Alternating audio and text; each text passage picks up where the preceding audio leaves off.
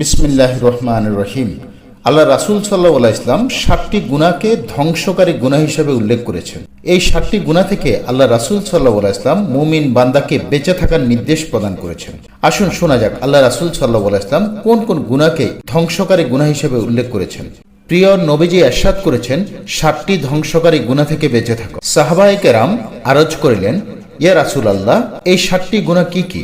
তিনি ইরশাদ করিলেন, আল্লাহ তাআলার সহিত কাউকে শরীক করা, জাদু করা, অন্যায়ভাবে কাউকে কতল করা, সুদ খাওয়া, এতিমের মাল খাওয়া, নিজের জান বাঁচানোর জন্য জিহাদের ময়দান হতে ইসলামী লস্করের সঙ্গ ছেড়ে পালিয়ে যাওয়া এবং সতী সাধ্বী ইমানওয়ালি ও মন্দ বিষয় সম্পর্কবিহীন অর্থাৎ বেখবর এমন নারীর উপর জিনার অপবাদ দেওয়া।